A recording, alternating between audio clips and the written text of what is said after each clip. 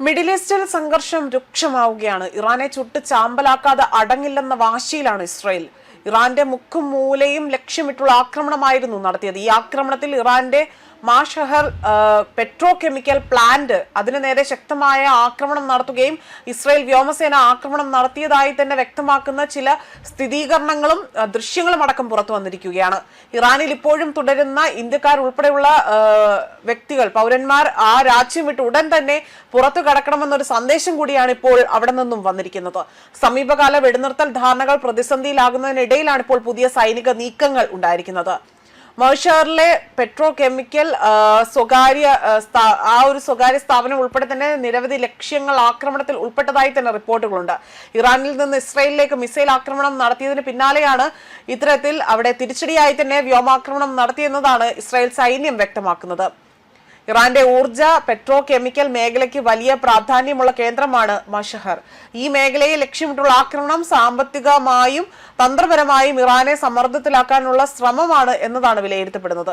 മുൻപും ഇറാന്റെ petro chemical അടിസ്ഥാന സൗകര്യങ്ങൾ ഇസ്രായേൽ ആക്രമിച്ചതായി തന്നെ റിപ്പോർട്ടുകൾ പുറത്തു വന്നതാണ്. അതേസമയം ആക്രമണത്തിന് പിന്നാലെ തന്നെ ഇറാനിലെ വിവിധ നഗരങ്ങളിൽ സ്ഫോടന ശബ്ദങ്ങൾ കേട്ടതായി അന്താരാഷ്ട്ര മാധ്യമങ്ങൾ റിപ്പോർട്ട് ചെയ്യുന്നു.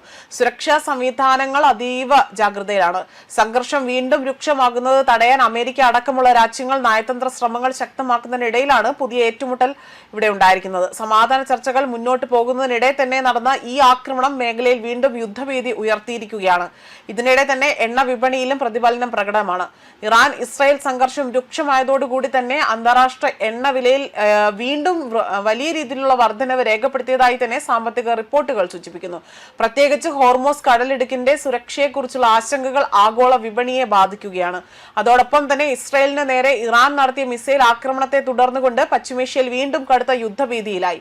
ഇസ്രായേലും അവിടെ തിരിച്ചടി ശക്തമാക്കിയ സാഹചര്യത്തിൽ ഇറാഖ് തങ്ങളുടെ വ്യോമപാത 72 മണിക്കൂർ നേരത്തേക്ക് പൂർണ്ണമായും അടച്ചിട്ടു. ഏപ്രിൽ മാസത്തെ വെടിനിർത്തലിന് ശേഷം ആദ്യമായി ഉണ്ടായ ഈ ആക്രമണത്തിൽ ഇസ്രായേലിൽ ഉടനീളം തന്നെ മണിക്കൂറുകളോളമാണ് അപായ സൈറനുകൾ മുഴങ്ങിയത്. ഇറാന്റെ ആ ഒരു അവിവേകത്തിന് കനത്ത തിരിച്ചടിയാണ് നൽകുന്നതെന്നും ഇറാനെ ചാരമാക്കുമെന്നുമായിരുന്നു ഇസ്രായേലിന്റെ ഭീഷണി. എന്നാൽ ഇസ്രായേൽ വ്യോമാക്രമണം നടത്തുന്നത് US പ്രസിഡന്റ് ഡൊണാൾഡ് ട്രംപ് ഇവിടെ ആവശ്യപ്പെടുകയാണ്. നിലവിലെ അതീവ ഗുരുതരമായ സാഹചര്യത്തിൽ അത് കണക്കിലെടുത്തുകൊണ്ട് പശ്ചിമേഷ്യയിലെ അമേരിക്കൻ സേന കടുത്ത ജാഗ്രത കൂടിയാണ് ഇവിടെ മുന്നറിയിപ്പായി തന്നെ നൽകുന്നത്. ന്യൂസ് ഡെസ്ക് കർമ്മ ന്യൂസ്.